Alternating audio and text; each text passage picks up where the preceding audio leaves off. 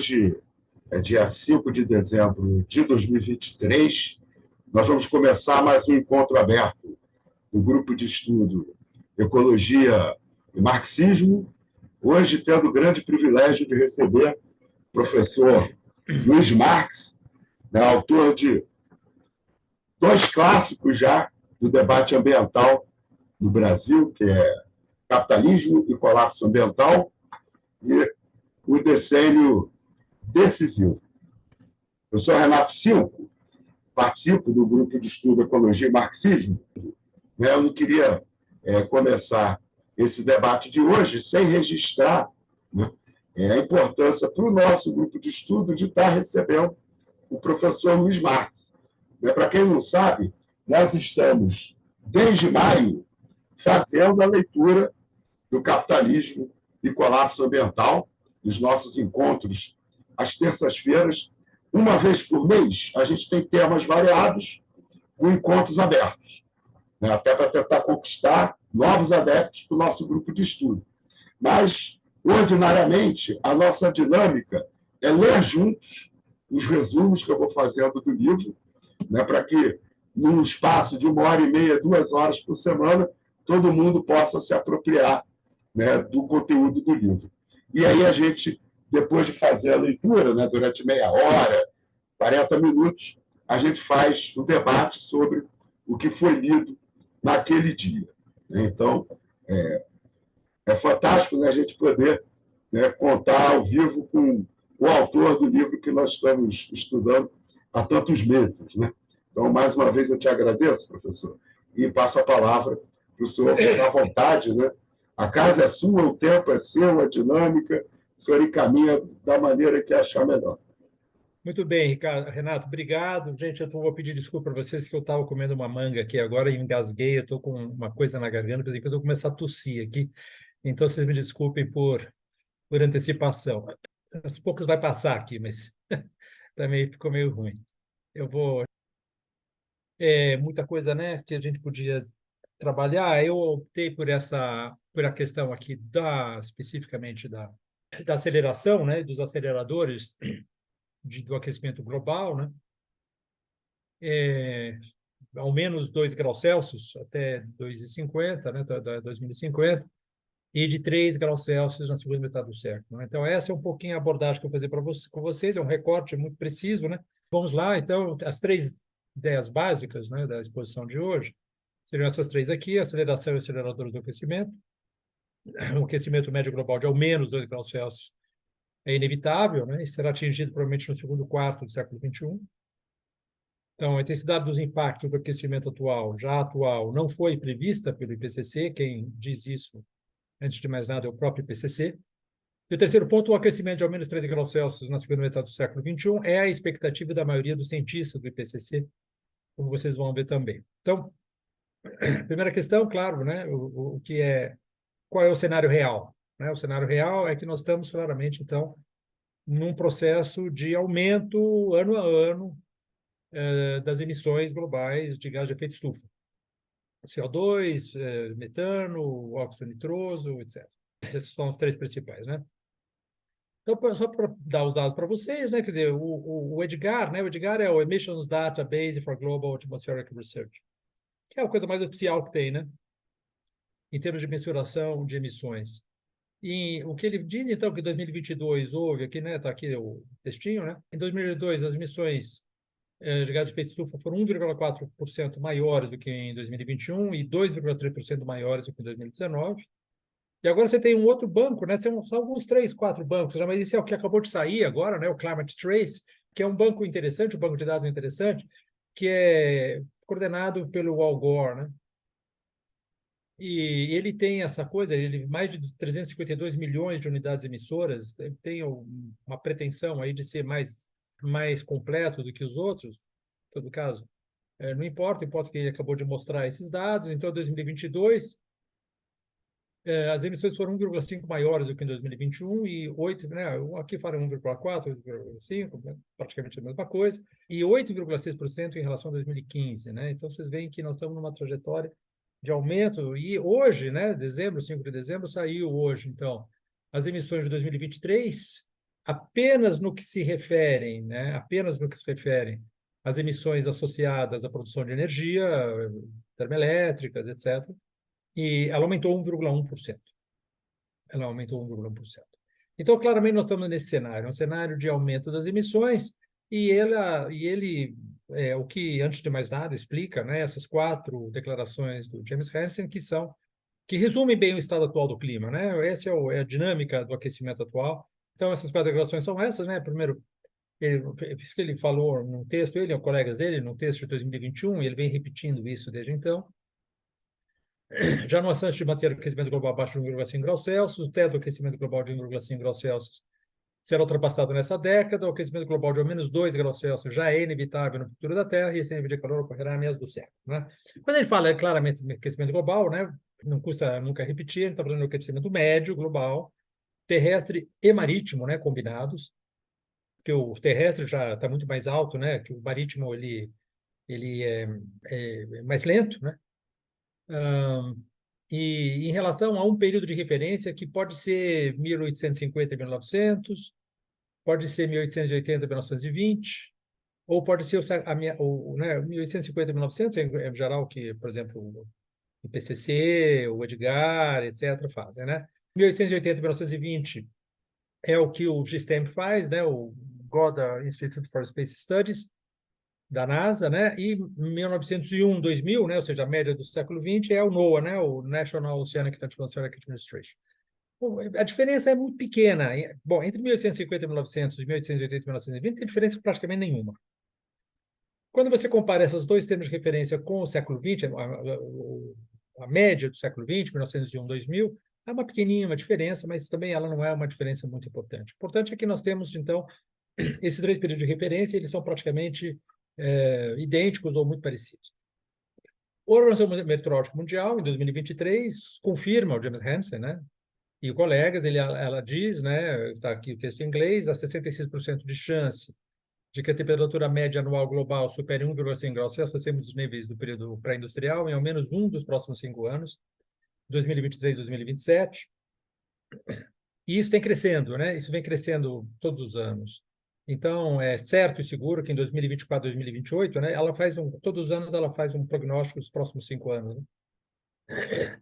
Vai ser já superior a 66% de chance, quando formos 2025, 2029, aí mais.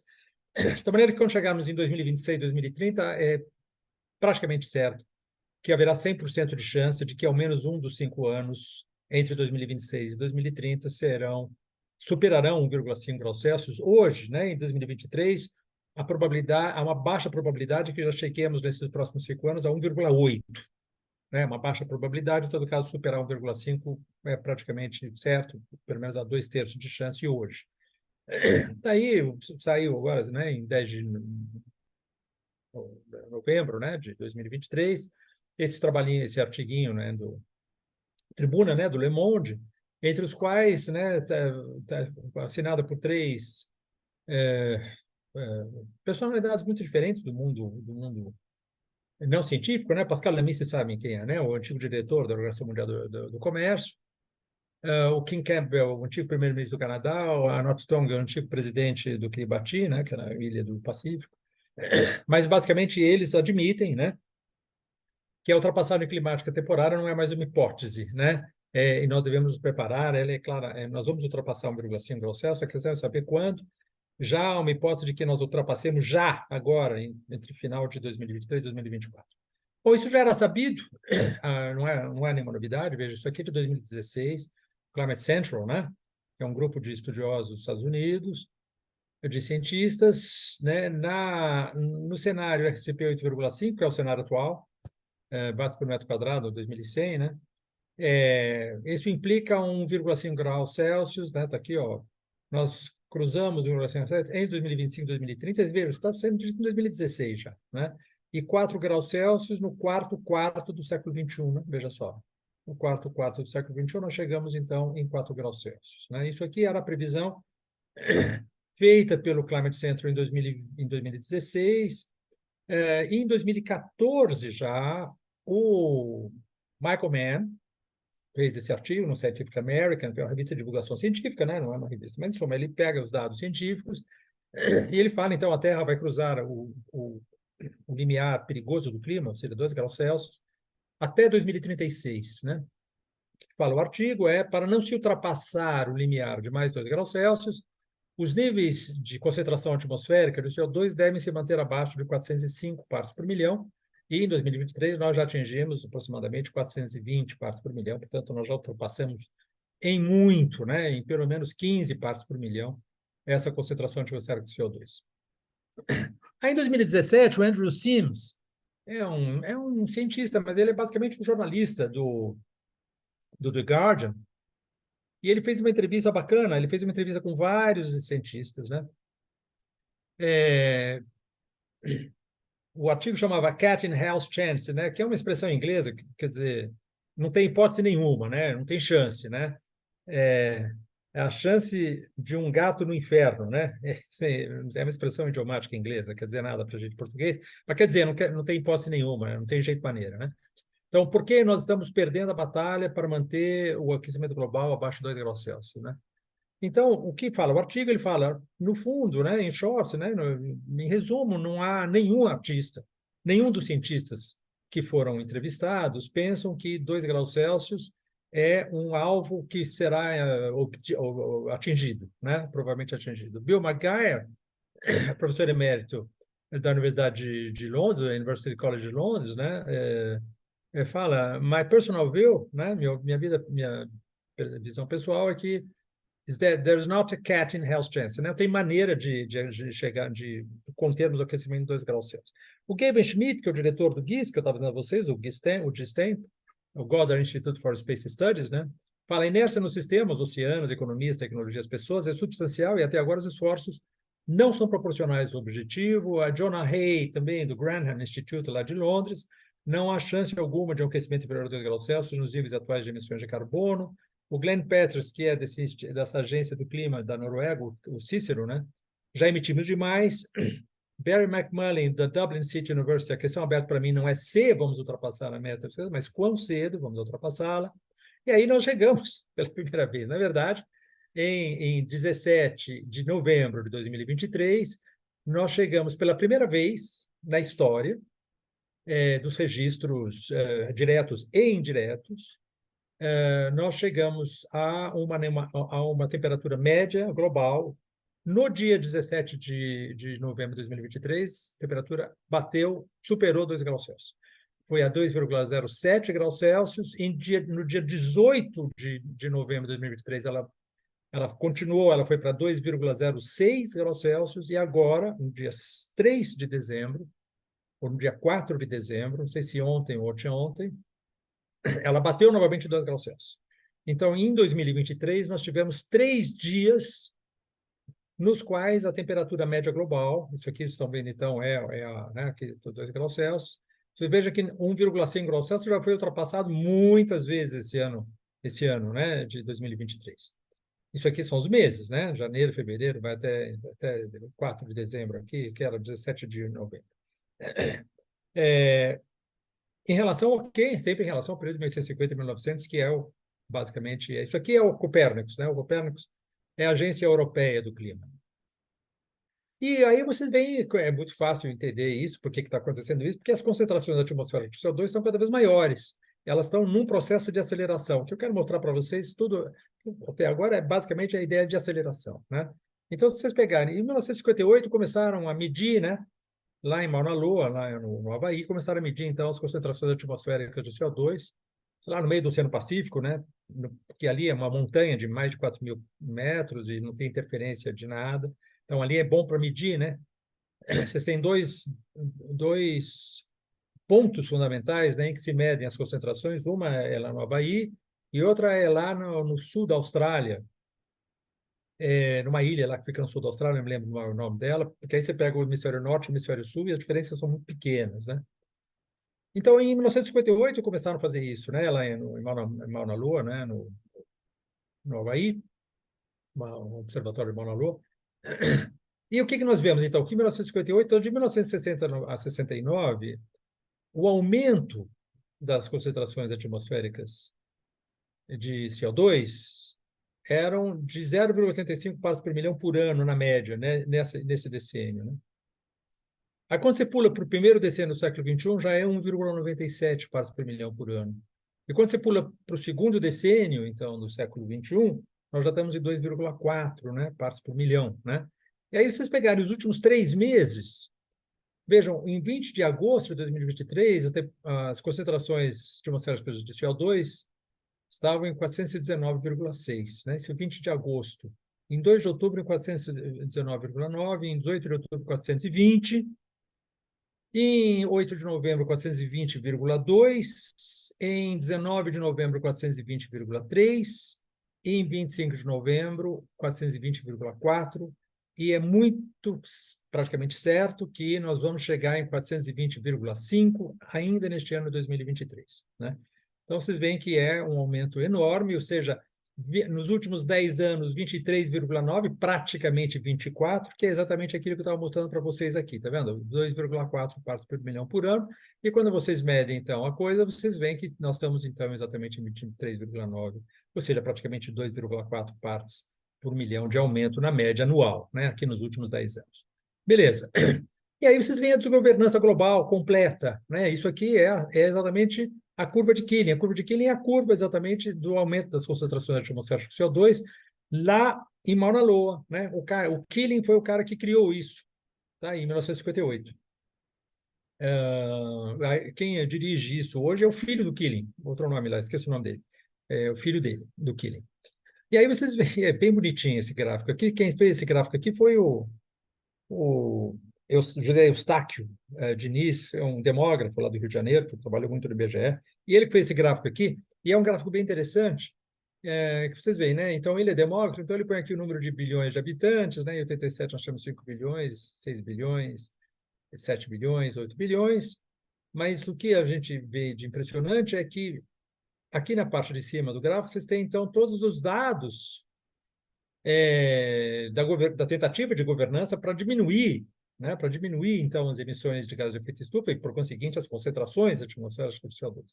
E aí vocês têm a Conferência do Meio Ambiente de 92, nós estávamos em 360, a COP1 em 95, aí o protocolo de Kyoto em 97, já tinham 367 partes por milhão, aí vai para a COP10, também 380 aqui, tá vendo? 380, aí 390, aí nós chegamos finalmente em 2012, não se sabe muito bem quanto, mas alguma coisa da ordem de quase 400, porque 400 a gente atingiu em 2013.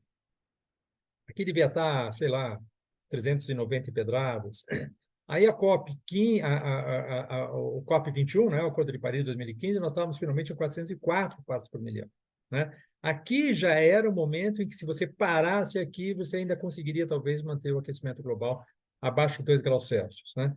Na COP 26, nós chegamos já, então, em 424, no pico de maio, aqui, o maio de 2022, porque ela aumenta, vocês veem que ela aumenta e diminui um pouquinho todo ano, né? Então, em maio é o momento em que ela está mais alta, já chegou em 424. Nós vamos provavelmente chegar em maio de 2024 em alguma coisa do tipo 427, por aí, mais ou menos, e 450 partes por milhão, que nós vamos atingir, portanto, nos próximos 13, 14 anos, é a concentração atmosférica de CO2 que o IPCC associa a um aquecimento de 2 graus Celsius. Não é imediato, né? Mas é aquilo que se associa de forma geral. Aqui a mesma coisa, estou mostrando para vocês a mesma coisa, tá certo? Só que aqui, em vez de concentração atmosférica de gases, é o aquecimento, né? Quanto mais próximo do vermelho, mais carregado de vermelho, maior o aquecimento, né? E aqui vocês têm, então, as concentrações atmosféricas, mesma coisa, né? Bom, muito bem. Então, esse gráfico aqui é o gráfico mais importante que a gente tem que ter presente. Ele não é o único, mas ele é aquele que me parece o mais interessante da gente trabalhar. Eu mostro logo em seguida para vocês. Então, o que está dizendo aqui? Isso aqui é o GSTEMP, certo? Isso aqui é a NASA, tá? A NASA é o James Hansen, né? E aqui é a equipe dele. Ele era diretor, né, do Goddard Institute até 2013, agora é o Gavin Schmidt, mas ele é o manda-chuva lá ainda, né? E que a gente vê aqui, né? Então, bom, qual que é o zero aqui? Qual que é o período de referência, né? O período de referência é 1880 e 1920. Né? Não é 1850 e 1900, então o zero aqui é 1880 e 1920. É em relação a esse zero aqui que nós medimos o aquecimento. Beleza, então vocês percebem o quê? Percebem, e aí, bom, o que está em azul aqui é ano a ano, né? Entre um ponto e outro são 12 meses, portanto, isso aqui são os, olha aqui, né? A média dos 12 meses, está em azul, os pontinhos são de janeiro a dezembro, a média de janeiro a dezembro. O vermelho é cada 11 anos, porque a cada 11 anos há um ciclo solar, bem característico, e aumenta um pouquinho, diminui um pouquinho a radiação solar. Ele quer, portanto, desprezar, né, essa variação que não é antropogênica, né, que não é decorrente da atividade humana. E aí o verde que vocês têm é claramente, então, a melhor redução linear, né, dessas curvinhas todas aqui, né, de 1970 a 2010. Né? Então, o que a gente vê aqui? A gente vê de uma maneira muito clara o seguinte, bom, se a gente, de 1880 a 1920, em relação a isso, o que a gente percebe? Que em 1920 não tinha mudado nada ainda. Né? Quando nós chegamos em 1970, a gente tinha o aquecimento médio global, terrestre médio combinado, em relação ao período de 1880 e 1920, era de 0,2 graus Celsius. Né? Beleza, isso aqui, então, era um aquecimento claramente quantificável. Isso aqui não é muito certo que seja verdadeiro, porque nós estávamos em plena guerra mundial. Né? Veja aqui 1940, 41, 42, 43, 44, esse aqui é o pico de 44. Era o caos, não tinha muito jeito de as pessoas eles não têm muita certeza. Então, vocês podem, de repente, também desprezar essa corcova aqui e passar daqui para cá. Tanto faz. Não importa isso. O que importa é que, de 1920 a 1970, nós tínhamos aumentado 0,2 graus Celsius. É um aquecimento? Sim, é um aquecimento, mas ele podia estar ainda dentro da variabilidade natural do sistema climático. Então, tinha havido aquecimento, ele era detectável, etc., mas isso não caracterizava de uma maneira muito precisa um aquecimento antropogênico. A partir dos anos 70, aí sim você tem claramente uma primeira aceleração muito clara em relação a isso. E essa aceleração não pode ser atribuída a nenhum outro fator a não ser o fator humano. Fator de emissão de gás de efeito estufa. Bem, e aí o que você tem então? De 70 a 2010, você tem um aquecimento médio global a taxa de 0,18 graus Celsius por década. Tá? Já é muito, é a coisa mais, não tem nada mais rápido do que isso nos registros geológicos. Né? Nenhum momento na história da Terra, a Terra já teve muito mais quente do que agora, óbvio, mas em nenhum momento a mudança de temperatura média global foi de 0,18 graus Celsius por década. Isso é uma coisa completamente anômala, não existe na história do planeta. Só que a partir de 1900 e 2011, você sai dessa linha aqui da melhor redução linear e passa para esse cone aqui, ó. Essa aqui é a segunda fase da aceleração do aquecimento global. Né? De 2010 a 2050, se nós estivermos nessa linha aqui, ó, a linha mais, entre aspas, otimista, a linha de menor aquecimento, nós vamos ter um aquecimento de 0,27 graus Celsius por década. Nós tivermos nessa linha aqui, que é a linha da pior evolução, nós vamos estar aquecendo a 0,36 graus Celsius por década. Significa que, basicamente, o que é óbvio, né? Que a cada 4 décadas ou a cada 3 décadas, a temperatura média do planeta vai subir 1 grau.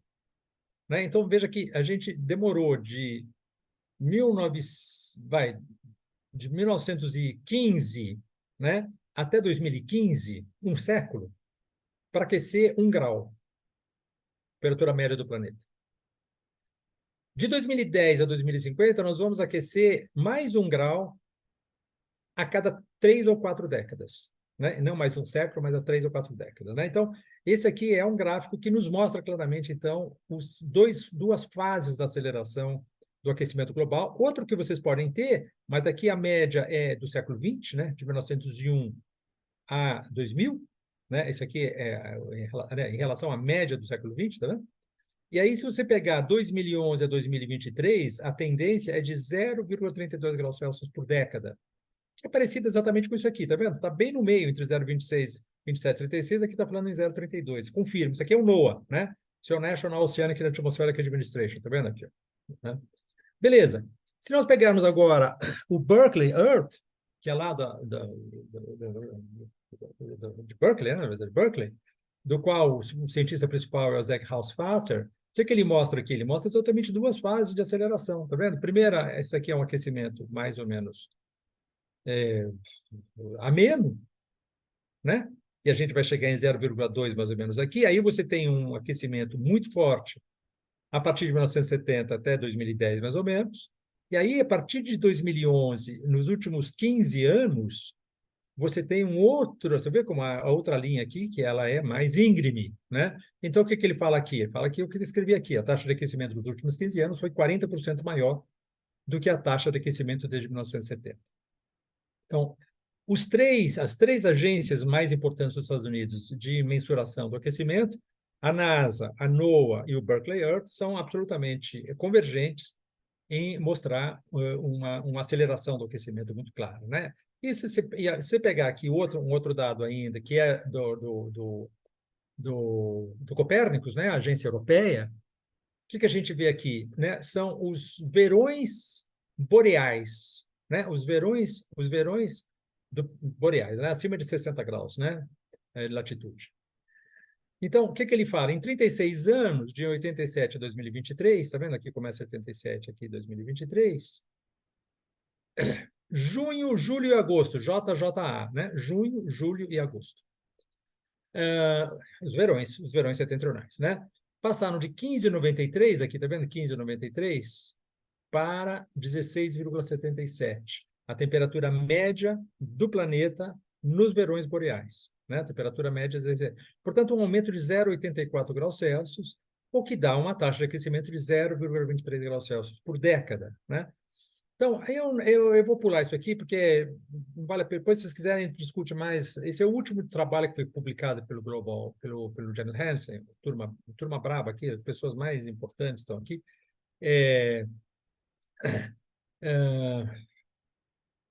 Pegar muito rapidamente, tá? Então, o melhor aquecimento da mudança de temperatura global glacial para interglacial, né? Período glacial e interglacial, implica que a sensibilidade climática de equilíbrio de feedback rápido é de 1,2 graus Celsius, de 1,2 a mais ou menos 0,3 graus Celsius por watt por metro quadrado, que te dá mais ou menos 4,8 graus Celsius, mais ou menos 1,2 graus Celsius para o CO2 duplicado. O que é isso?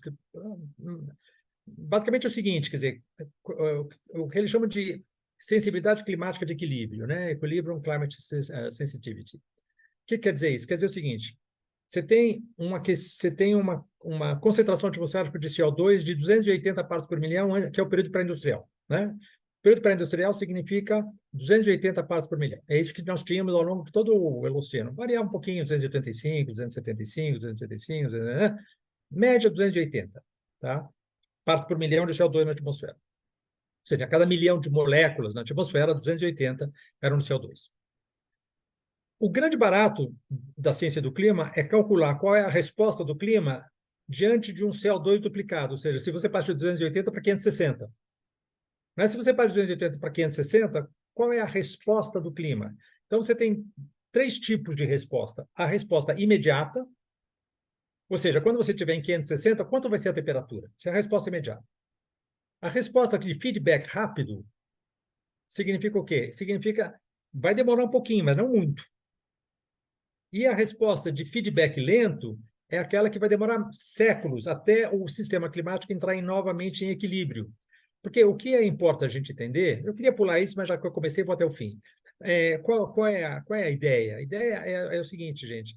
Você tem um planeta que está recebendo radiação solar, energia, na forma de luz, uma forma de energia de alta frequência, está entrando no planeta, tá certo?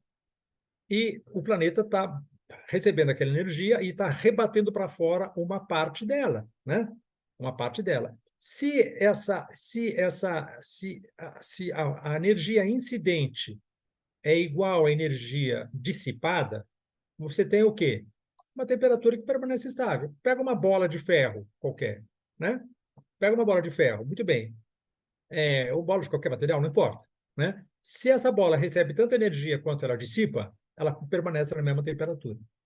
Se ela recebe mais energia do que ela dissipa, ela aumenta de temperatura até quando? até o momento em que ela vai estar numa temperatura tal que ela vai receber tanta energia quanto ela vai dissipar. E isso significa, então, a sensibilidade climática de equilíbrio. Ou seja, se existe um desequilíbrio, quanto esse corpo vai aquecer até voltar a estar em equilíbrio? É simples, né? É bem simples. O que significa isso? Significa que o feedback rápido, que significaria mais ou menos alguns decênios apenas, porque teria que haver todo um sistema, não importa agora, são feedbacks rápidos, não são respostas rápidas. Se você dobra a concentração, se você dobra a concentração atmosférica de CO2, você teria um aumento da temperatura, um aquecimento de 4,8 graus Celsius, mais ou menos 1,2. Portanto, poderia ser o quê?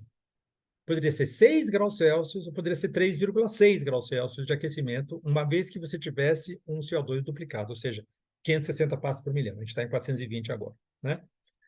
No incluindo feedback lento, ou seja, significa todo o sistema oceânico estaria finalmente caminhando em direção a um novo equilíbrio climático, nós teríamos um aquecimento de 10 graus Celsius, reduzido para 8 graus Celsius por causa dos aerossóis atuais, que são, na verdade, esse material particulado que fica na atmosfera e que diminui um pouco a temperatura, né? Então, isso aqui, em geral, a ciência falava 3 graus Celsius, agora estamos falando de 4,8. Significa o que? Significa que, na verdade, o sistema climático é muito mais sensível do que a gente pensava em relação ao aumento da concentração atmosférica de CO2, tá?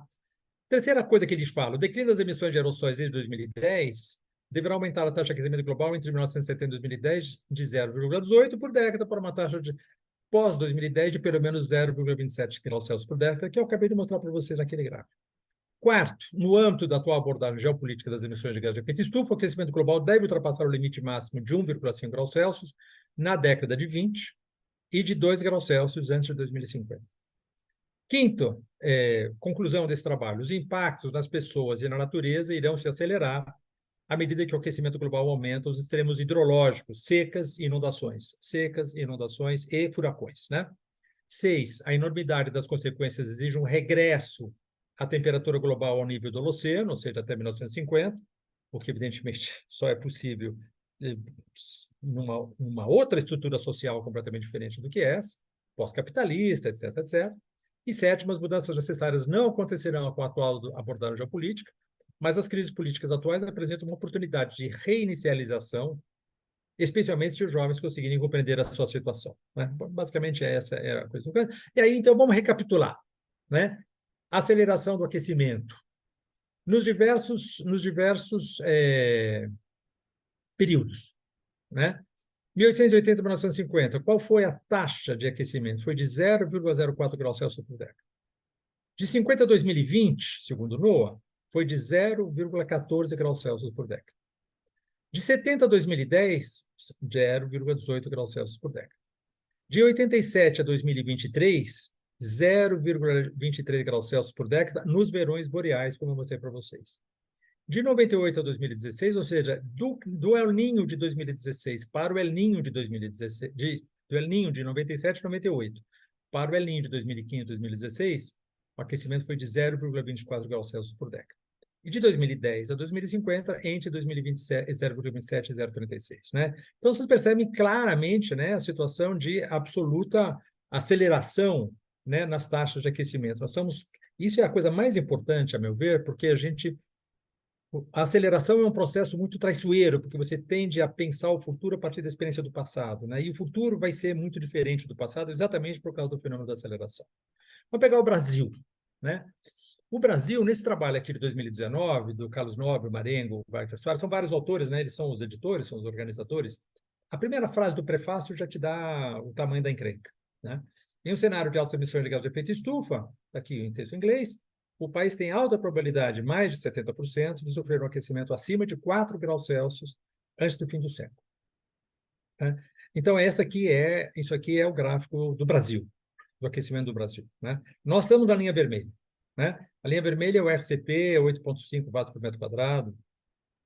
Significa qual é o desequilíbrio energético. Nós vamos estar a cada metro quadrado no topo da atmosfera vai haver uma incidência de 8,5 watts por metro quadrado né? O que é gigantesco. Hoje nós estamos em 4, mais ou menos. Né? Já somos em 4, vai mais que dobrar a energia. Não porque a energia do Sol vai aumentar, mas é porque menos energia vai sair por causa exatamente dos gases de efeito estufa.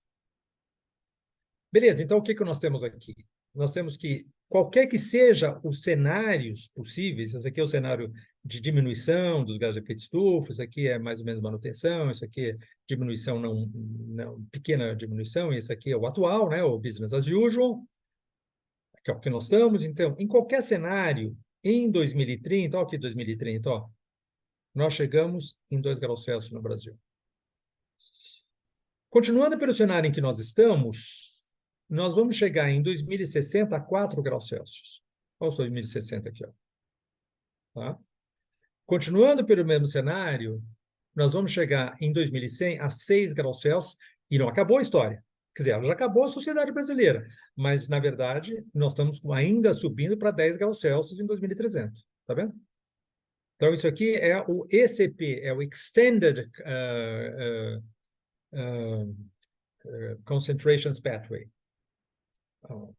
A trajetória de concentração estendida, né, de watts por metro quadrado no topo da atmosfera.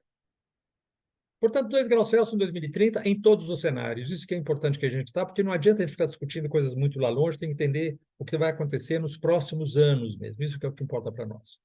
E aí vocês têm um elemento fundamental, que é um grande acelerador do aquecimento global, que é a guerra. Não é? A pegada militar de carbono, isso aqui é o trabalho do Scientists for Global Responsibility, né? O conflito, Observatório do Conflito e do Meio Ambiente. E eles falam, então, a pegada militar de carbono é de 5,5% das emissões globais, com uma grande incerteza, que pode ser 7%, 3,3%. Por quê? Porque nós não sabemos efetivamente qual é o orçamento militar, os países não dizem. Então, você tem alguns indicadores mais ou menos claros em relação a isso, mas isso aqui é uma estimativa, não é? Que seria, portanto, de 5,5%, podendo ser um pouco mais ou um pouco menos, das emissões globais. Né?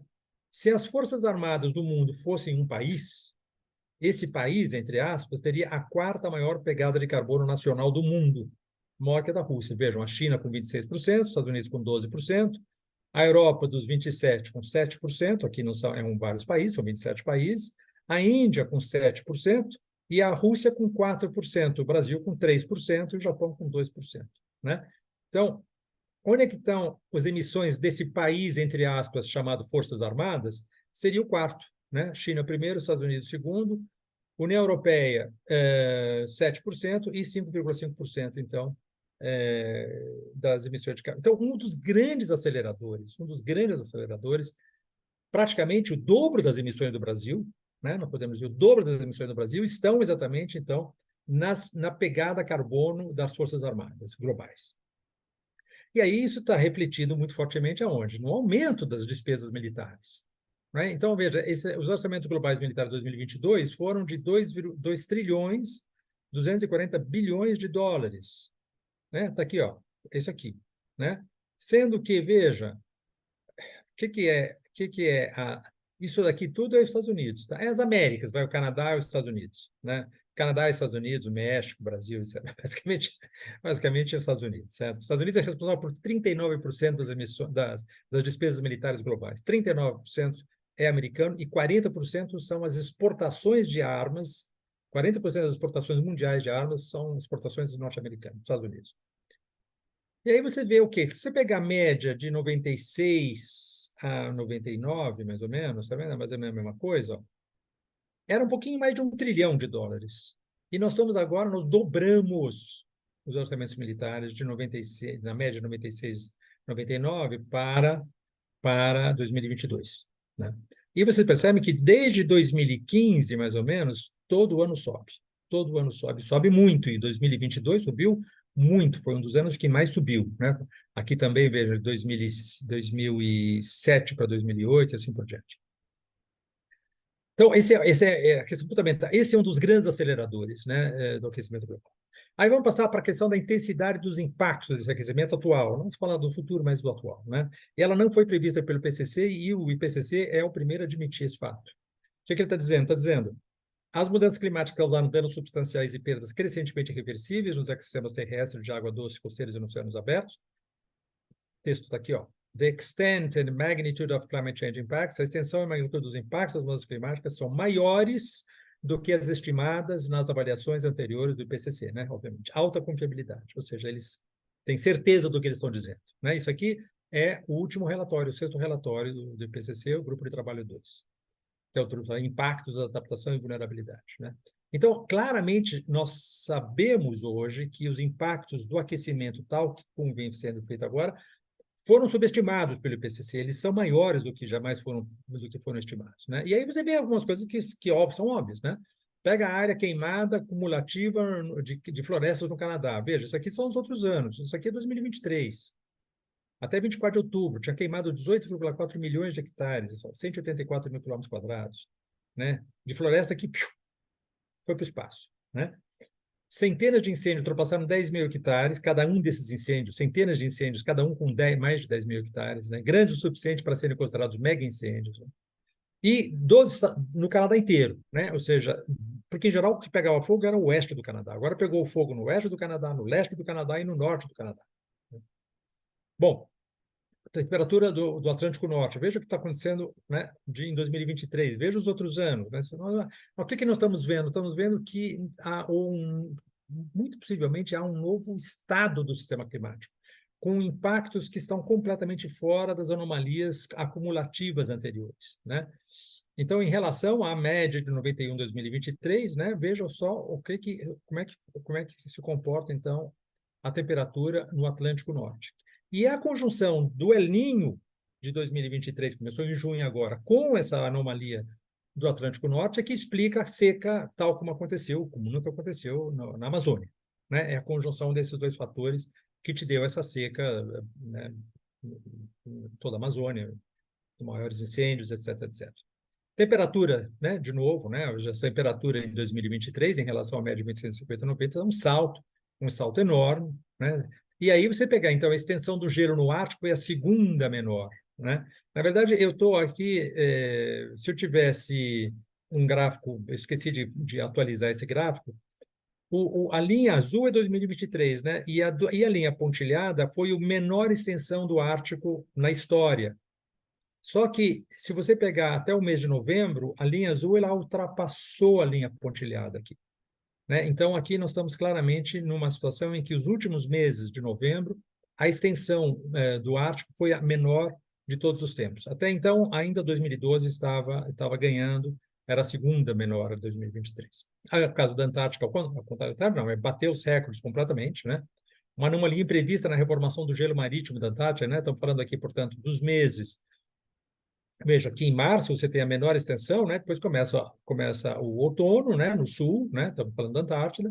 E aí, quando você chega mais ou menos em junho, julho, agosto, você tem o máximo da extensão de gelo.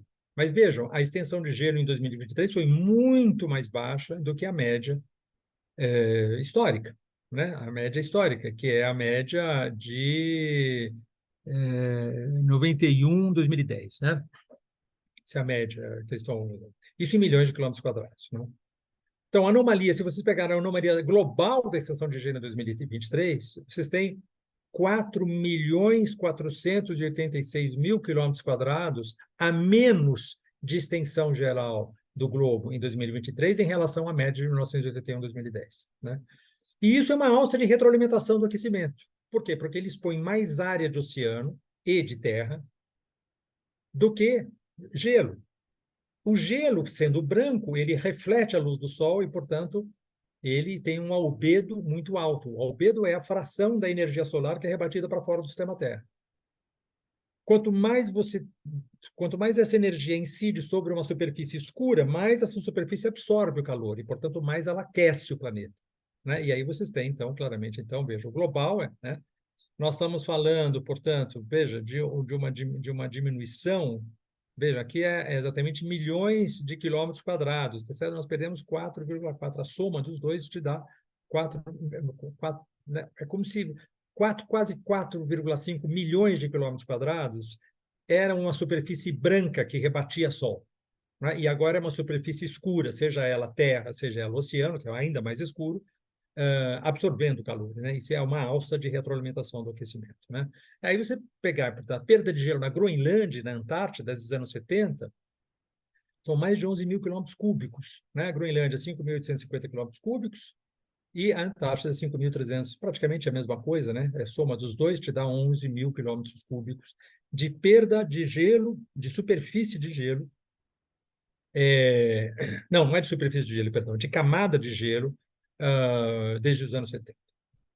Parte dela, grande parte dela, sobretudo da Groenlândia, vai para o mar, né? Porque o gelo que está no mar, quando ele derrete, ele não aumenta o nível do mar, porque ele já está no mar.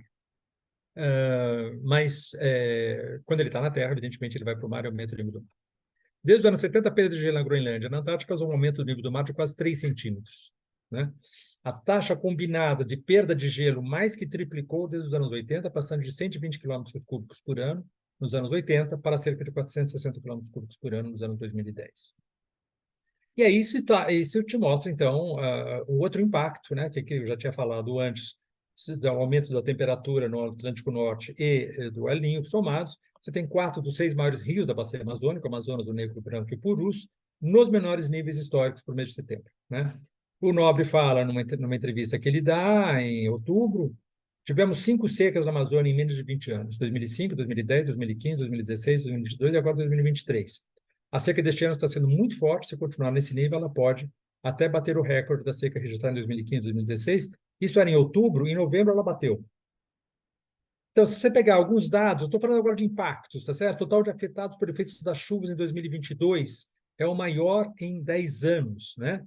Então, se você pegar ocorrências de chuvas e desastres decorrentes registrados, né? Eram 513 em 2012, é 2.576. As ocorrências quintuplicam em 10 anos.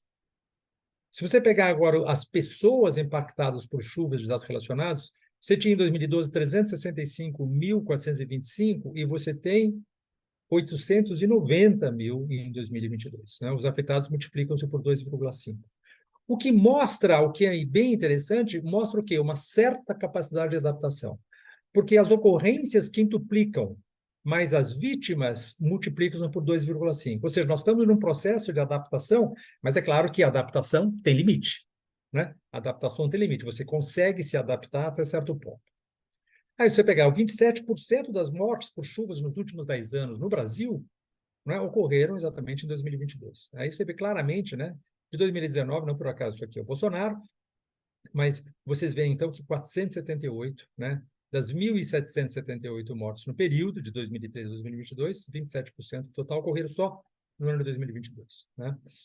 E aí você pega, então, a mortalidade relacionada ao excesso de calor, atribuível às mudanças climáticas recentes, antropogênicas, né? Human-induced climate change, você vê que o Brasil está entre... Aqui, está vendo? Isso aqui é a cada 100 mil. Quantas pessoas morrem por excesso de calor? A cada 100 mil, né?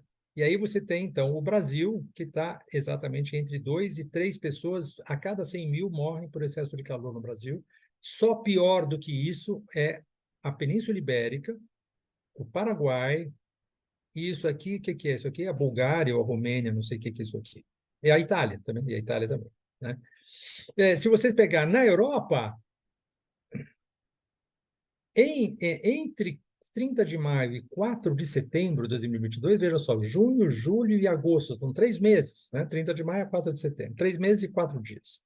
61.672 pessoas morreram por excesso de calor, né? Sendo que a Itália foi a mais brutal, né? Nós estamos falando sobre pessoas para as quais a ocorrência dessas temperaturas triggered, né? Desencadearam, né? Dispararam a sua morte. Na Índia, as mortes associadas a excesso de calor aumentaram 55% no período 2017-2021, comparado com o período 2000-2004. E aí você tem, então, as pessoas que estou falando sempre de impactos, as pessoas que estão cada vez mais, são as pessoas que serão os refugiados climáticos por elevação do nível do mar, né? Aí você tem, então, o quê? 6 países da Ásia, tá? Em 6 países da Ásia, 300 milhões de pessoas, aproximadamente, 300 milhões de pessoas aqui, tá vendo? Vivem hoje em terrenos que serão inundados nas marés altas em 2050. Isso apenas na Ásia, né? Isso aqui são os cálculos do Climate Central, que eu mostrei para vocês. Esses aqui são os cálculos da NASA, né? E eles acham que vai ser muito maior do que os cálculos da NASA. Mas mesmo que sejam apenas os cálculos mesmo que os cálculos da NASA estejam certos, ou seja, que são mais moderados, mais conservadores, são 79 milhões de pessoas, né? Ao invés de 300 milhões. No fundo, tudo bem, você já está num nível de caos tão grande. Muito provavelmente o Climate Central tem razão, porque eles estão com um processo de cálculos mais avançados. Tanto faz, no fundo, 79 milhões ou 300 milhões de pessoas, você tem um mundo que você põe essas 79 milhões de pessoas, ou não você põe essas 300 milhões, apenas na Ásia, tá certo? Agora, peguemos Santos, por exemplo, né? Isso aqui é o Marengo, né? Lá do Cemadem, que fez esses cálculos. Então, isso aqui é a região noroeste de Santos, que é a região mais pobre de Santos, né? Muita gente morando em palafita aqui. Aumento de 23 centímetros no nível do mar, tudo isso que está em verde aqui, em 2050, está debaixo da água. Em 2100, isso. Se você pegar a região sudeste, ao contrário, é a região mais rica. Isso aqui é a ponta da praia, não sei se vocês conhecem Santos, isso aqui é a ponta da praia, é o lugar da classe média alta, digamos assim, entendeu? Aqui é o porto, tá vendo? Aqui é o porto, aqui é o porto. Né? E você vê que tanto o segmento mais pobre de Santos quanto o segmento mais rico de Santos vão estar debaixo d'água, na maré alta, em 2005, já em 2050. Né? E se você pegar o Rio de Janeiro, Rio de Janeiro, quando você tem uma temperatura média global de 2 graus acima do período pré-industrial, tudo isso que está em vermelho aqui vai estar frequentemente inundado. Não é que vai estar debaixo d'água, mas vai estar below tide line, né? Abaixo do nível da maré alta. Então, se você pegar isso aqui, é todo a zona norte do Rio, né? Esse aqui é o centro, tá vendo? Eu não vou ensinar o Padre Nosso para o Vigário aqui, que uma grande parte de vocês são do Rio. Aqui, se vocês pegarem, então, a Botafogo, tudo que está em vermelho aqui vai estar frequentemente inundado num mundo 2 graus Celsius mais quente, que é mais ou menos alguma coisa que nós vamos estar por volta de 2050, né? Copacabana, Lagoa, Hospital Federal, babá, e aqui, finalmente, então, Ipanema, Praia do Leblon, né? Isso aqui é o que paulista conhece, né? E aqui vocês têm, então, a Barra da Tijuca, né? Que vai estar muito frequentemente inundada. Acho que por aqui que deve morar o Bolsonaro, né? Então, isso aqui é o único consolo. Beleza. Terceiro ponto, então, aquecimento de ao menos 3 graus Celsius na segunda metade do século XXI é a expectativa da maioria dos cientistas do IPCC. Vejam, não é apenas cientistas, já uma trajetória de aquecimento de 2,5 a 2,9, batendo em 3, já é basicamente as avaliações, inclusive do mainstream, né? Do consenso da comunidade científica. Né? Alerta sobre a aceleração do aquecimento, exatamente. Né?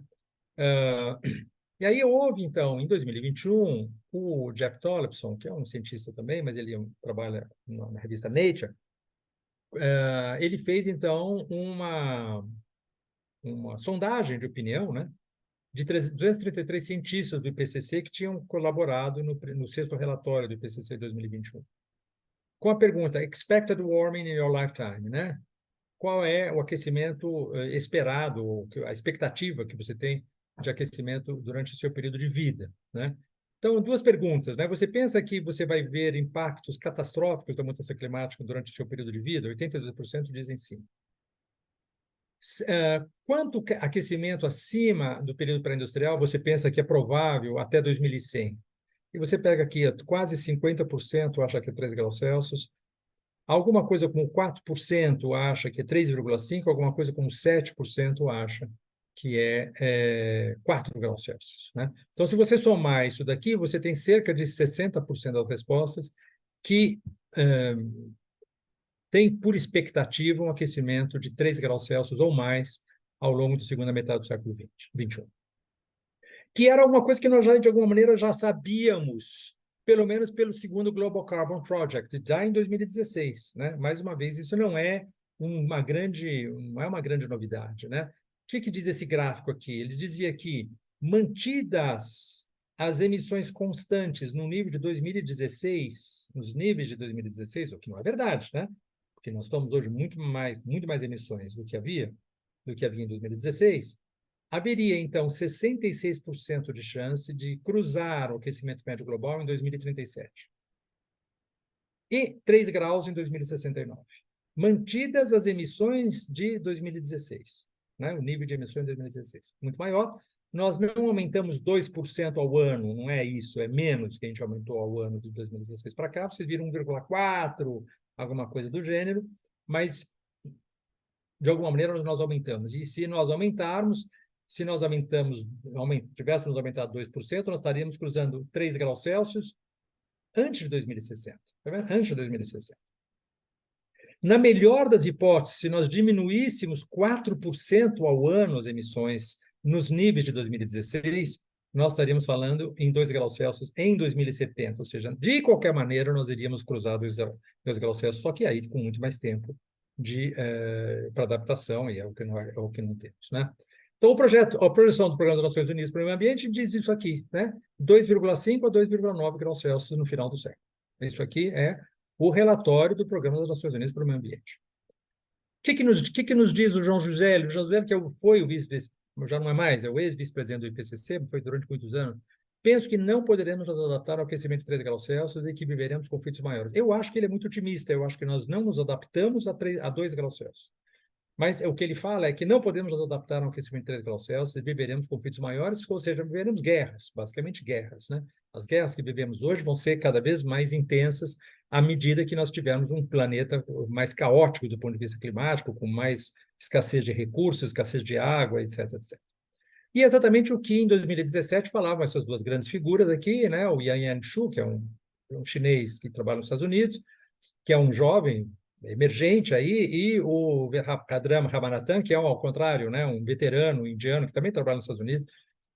E eles publicam em 2017, bem abaixo de 2 graus Celsius, estratégias de mitigação para evitar mudanças climáticas de perigosas a catastróficas. O que eles falam? Bom, 1,5 é perigoso, é iminente, não vai acontecer isso agora no ano que vem, ou ao longo dos próximos poucos anos. 2 graus Celsius jamais foi experimentado no quaternário, ou seja, nos últimos 2,5 milhões de anos. É desastroso e é inevitável. 3 graus Celsius é catastrófico, ou seja, e segundo eles, há 5% de chances que ele ocorra antes de 2050. É baixo, né? O que eles chamam de high impact, de low probability high impact, né? LPHI, né? Baixa probabilidade, alto impacto. Tipo assim, você faz seguro na sua casa porque tem muito pouca chance que ela pegue fogo, mas se ela pegar é uma catástrofe, né? Então, por exemplo, pessoas fazem seguro, né? Então, esse é low probability high impact, né? Mas 5% não é, 5% não é tão pouco assim, né? E 5 graus Celsius é desconhecido, ou seja, além de catastrófico, é risco existencial da espécie. O que significa um risco, os riscos cumulativos de 3 graus Celsius? Isso aqui é o IPCC em 2018, tá? E como vocês já viram lá atrás, o IPCC disse que os impactos estimados eram piores do que haviam sido estimados, né? Portanto, isso aqui é no mínimo, né? É no mínimo aquilo que o IPCC pensa, é no mínimo aquilo que vai acontecer. Então, você tem exposição de ondas de calor, 7,9 bilhões de pessoas expostas a ondas perigosas de calor, né? Water stress, né? Escassez hídrica, 3,9 bilhões de pessoas, né? Risco de queda de eletricidade, 742 milhões de pessoas, mudança nas colheitas, né? 1,8 bilhão de pessoas, né? E assim por diante. Então, se nós chegarmos em 4 graus Celsius, que é esse trabalho que foi publicado em 2012, Turn Down the Heat, né? Porque um aquecimento mais quente de que 4 graus Celsius deve ser evitado, né? É um relatório que o Potsdam Institute for Climate Impact Research fez para o Banco Mundial em 2012, já tem 10 anos isso, né? O que eles falavam? Sem mais compromissos e ações para reduzir as emissões de gás de efeito de estufa, o mundo provavelmente aquecerá mais de 3 graus Celsius acima do período pré-industrial. Estamos falando isso já em 2012. Mesmo com os compromissos e promessas de mitigação totalmente implementados, que não ocorreu, há aproximadamente uma chance de 20% de probabilidade de exceder 4 graus Celsius até 2100. Se não forem alcançados, um aquecimento de 4 graus Celsius poderá ocorrer já na década de 2060.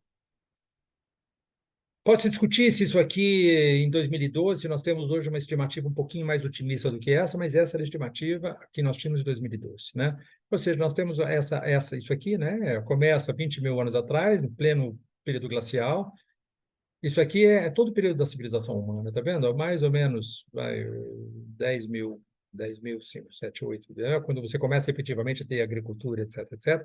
A temperatura nunca variou acima de 1 grau Celsius, e a partir de 2015 ela pula, em 2016 ela está em 1,1 graus Celsius, em 2050 ela vai estar em 2 graus Celsius, before, né, 2050, 3 graus Celsius e 4 graus Celsius, nós temos praticamente, num período, no século XXI, nós temos uma chance de acontecer aquilo que poderia ser realmente o fim, né, o fim do jogo, né?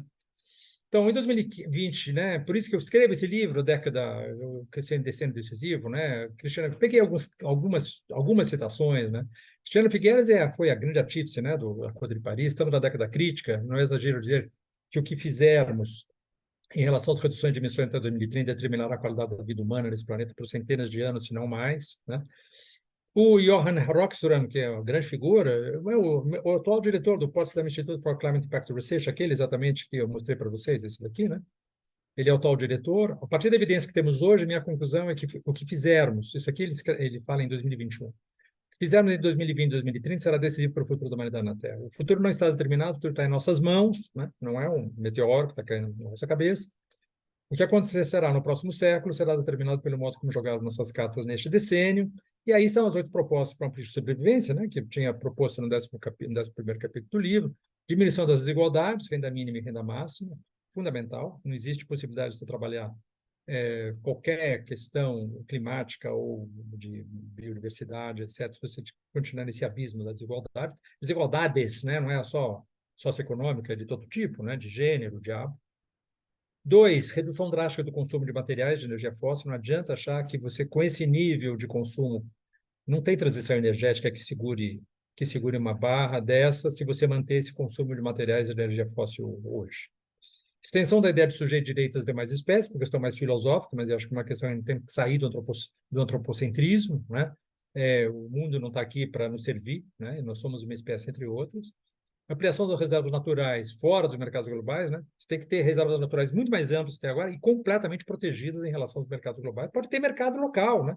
Que é aquilo que, no fundo, cria prosperidade, né? Mas não mercado global, né? Produção de commodity para exportar para a China ou para a Europa, ou para onde quer que seja. Desglobalização econômica é fundamental para a descarbonização, né? Alimentação desglobalizada à base de nutrientes vegetais, que esse consumo de carne que nós temos hoje esquece, né? Esquece. Não tem possibilidade. 80% do desmatamento da Amazônia é para abertura de pasto, né? Basta dizer isso. Governança global democrática, ou seja, nós temos que sair dessa merda de nacionalismo, né? Porque as nações foram funcionais ao longo dos séculos 17 a 20, funcionais ou não, mas em suma elas tinham uma razão de ser. Hoje todos os problemas são globais, os grandes problemas da humanidade, os grandes problemas da vida no planeta são globais, e, portanto, a ideia de nação é completamente obsoleta. Nós temos que pensar uma governança global, democrática, claro, mas mais global, baseada nos territórios, né? Aceleração da transição demográfica, direito das mulheres, né? Direitos reprodutivos das mulheres tem que estar absolutamente assegurado e assistido pelo Estado, né? Basicamente é isso, né? O capitalismo globalizado, né? Inclui a sociedade. Isso inclui as que se qualificam como socialista, China e outros. É incompatível com a diminuição das desigualdades, com a estabilidade do sistema climático, com a salvaguarda da biodiversidade, com o sistema alimentar de baixo impacto, com a saúde física e mental dos organismos, com a minimização da geração de resíduos, com uma economia local geradora de prosperidade e com uma governança política global pacífica e democrática, né? Então, evitar cenários terminais, que é aquele nos qual nós estamos caminhando, né? Requer ultrapassagem de um ponto crítico na reatividade das sociedades, né? Um social tipping point. As sociedades têm que ir no fundo, porque não vai ser nas COPs que isso vai acontecer. Se não for das sociedades, não vai rolar, né? Sobretudo uma nova capacidade de organização política, né? Ou seja, nós temos que ser as sociedades capazes de levar essas emissões, essas flechinhas aqui, ó. Tem que cair essas emissões aqui até 2060, muito, né? Tem que cair muito. E é isso aqui, gente. Obrigado.